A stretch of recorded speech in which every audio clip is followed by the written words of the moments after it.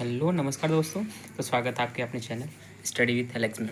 दोस्तों हमने पार्ट 1 का वीडियो कर लिया। तो पार्ट 1 में हमने जो वनस्पति विज्ञान था उसके क्वेश्चन कर लिए थे बेसिक नर्सिंग जीएनएम 2024 के रिकॉर्डिंग। तो अब हम बात करते हैं पार्ट 2 वीडियो।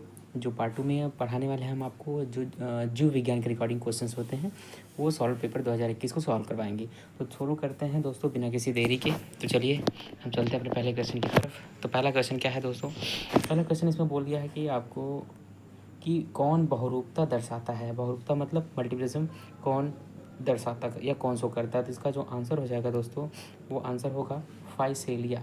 इनमें जो पहला आंसर है फाइसेलिया इज राइट आंसर। तो बढ़ते हैं दूसरे क्वेश्चन की तरफ। दूसरा क्वेश्चन क्या है दोस्तों?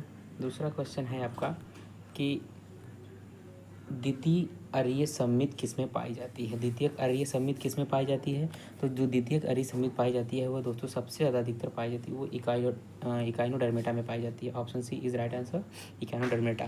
तो 53वां क्वेश्चन नंबर ये है दोस्तों कि वर्गीकरण की आधारभूत इकाई क्या है। ये बहुत ही इंपॉर्टेंट क्वेश्चन, क्योंकि ये अधिकतर चाहे किसी भी आप नर्सिंग एग्जाम या एंट्रेंस एग्जाम देते हैं तो उसमें अगर बायोलॉजी पूछी जाती है तो ये बहुत ही बेसिकली क्वेश्चन पूछा जाता है।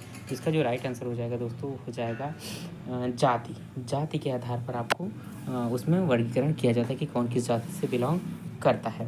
ठीक है दोस्तों, तो बढ़ते हैं क्वेश्चन नंबर 154 की तरफ। तो 154 क्वेश्चन में कह रहा है एनालिडा मोलस्का के बीच संयोजक कड़ी। तो मतलब इसका कहना है कि connecting link between the Annelida and Mollusca सन, इनके बीच में कौन सा कनेक्टिंग या कौन सा, तो जो कनेक्टिंग लिंक शो करता है ये इसमें सर नियोपिलाना, जो नियोपिलाना है ये आपका connecting link between Annelida and Mollusca के बीच में हो जाएगा। तो इसका आंसर 154 का सी इज़ राइट आंसर।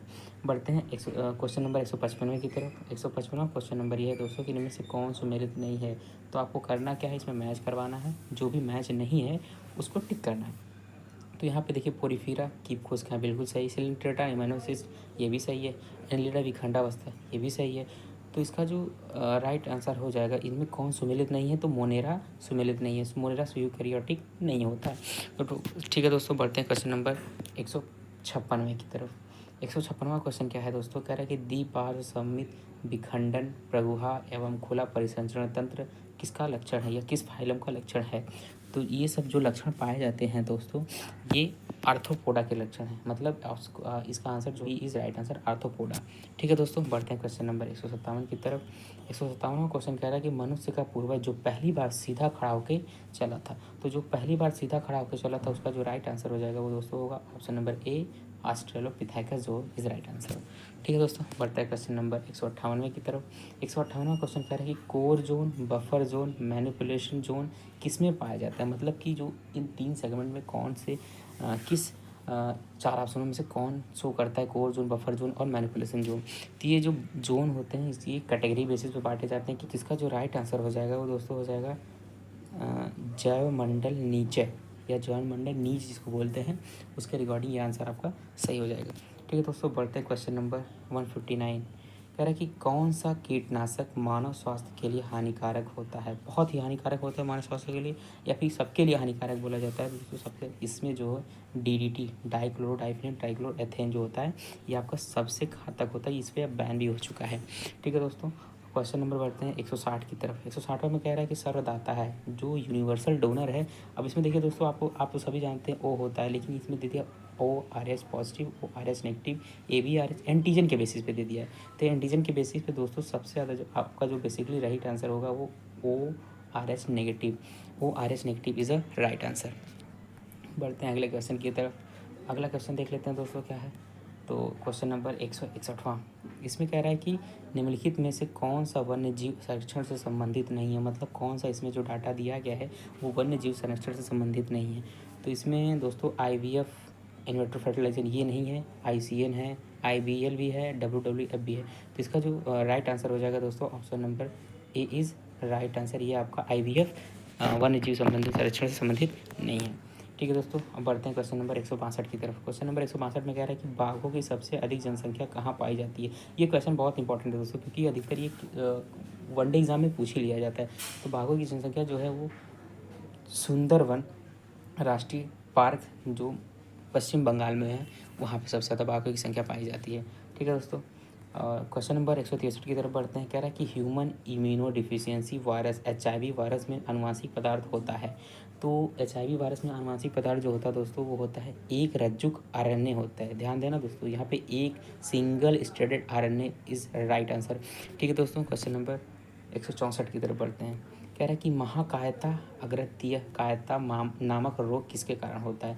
तो ये महाकायता अग्रिकायता ये सब गिंगटिज्म जिसमें हमारे शरीर के कुछ अंग जो होते हैं खासकर वो बहुत ज़्यादा ग्रो हो जाते हैं, जिनमें गिंगटिज्म पाया जाता है, उसमें ये महाकायता दिखाते हैं और शरीर में थोड़ा सा टेढ़ापन हो जाता है, उसके थ्रू होता है। इसमें जो अधिकतर वो जो बेसिकली राइट आंसर होगा दोस्तों वो हो जाएगा आपका ऑप्शन डी, अति पीयूषता में बहुत ज़्यादा आपका ये नामक रोग डिसीज पाए जाते हैं। ठीक है दोस्तों, क्वेश्चन नंबर 165।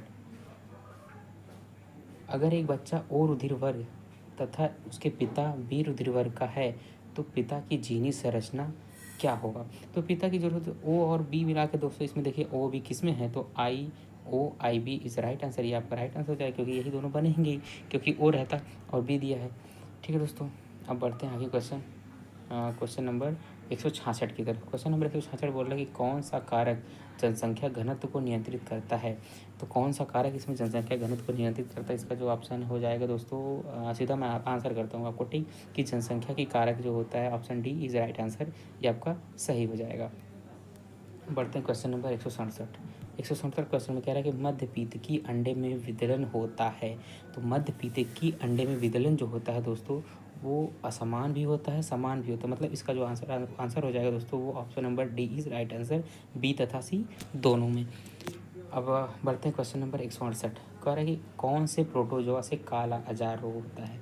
तो काला अजार जो रोग होता है दोस्तों सभी को पता है, ये लिस्मानिया जो होता है इसके थ्रू आपका काला अजार रोग होता है। ठीक है दोस्तों, बढ़ते हैं अगले क्वेश्चन की तरफ। अगला क्वेश्चन कह रहा है ऊतकों के अध्ययन को क्या कहा जाता है। जो टिश्यूज़ होते हैं उनके अध्ययन को क्या बोला जाता है। ये बहुत ही बेसिक क्वेश्चन, इसमें जो राइट आंसर हो जाएगा दोस्तों औतकी।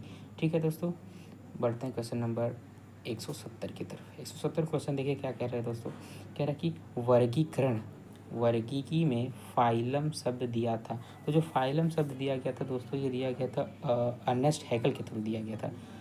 इसके जो राइट आंसर हो जाएगा ये अर्नेस्ट हैकल साहब होंगे। ठीक है दोस्तों, बढ़ते हैं क्वेश्चन नंबर 171 में कह रहा है कि सेंट्रल वाइल्ड लाइफ बोर्ड की स्थापना कब हुई थी। तो सेंट्रल वाइल्ड लाइफ बोर्ड की स्थापना जो हुई थी दोस्तों वो answer option number B is right answer, 1955 में सेंट्रल बोर्ड ऑफ लाइफ की स्थापना की गई थी। बढ़ते हैं क्वेश्चन नंबर 172। कह रहा है कि पेबरीन रोग किससे संबंधित है। तो पेबरीन रोग जो संबंधित है वो दोस्तों हो जाएगा आपका जो रेशम कीट, आंसर इज राइट आंसर दोस्तों। इसका जो रेशम कीट है इससे संबंधित पेबरीन रोग आपका। ठीक, बढ़ते हैं क्वेश्चन नंबर 173। कह रहा है कुंदुकन के समय निर्मित गुहा है। कुंदुकन के समय निर्मित जो गुहा होती है वो दोस्तों आपकी ये आघात तंत्र होता है, ये आघात तंत्र इज द राइट आंसर। ठीक है दोस्तों, बढ़ते हैं क्वेश्चन नंबर 174। क्या भारत में प्रोजेक्ट टाइगर का प्रारंभ कब हुआ। ये बहुत ही इंपॉर्टेंट क्वेश्चन है, क्यों, क्योंकि ये किसी भी वनडे एग्जाम में अगर बायोलॉजी से उसमें आती है तो ये क्वेश्चन पूछा जाता है और बहुत इसका आंसर भी बहुत ईजी है दोस्तों। तो इसका जो आंसर हो जाएगा 1973 में भारत में प्रोजेक्ट टाइगर प्रारंभ हुआ। ठीक है दोस्तों, अब बढ़ते हैं क्वेश्चन नंबर 175वां क्वेश्चन कह रहा है कि ऊतक संवर्धन द्वारा कृत्रिम त्वचा पर सर्वप्रथम किसने उगाया। ऊतक या टिश्यूज़ के द्वारा जो कृत्रिम त्वचा का सर्वप्रथम निर्माण किसने किया। तो ये आपका आंसर हो जाएगा हैरिसन ने सबसे पहले इसको बनाया था। ठीक है दोस्तों, क्वेश्चन नंबर 176वां कह रहा है कि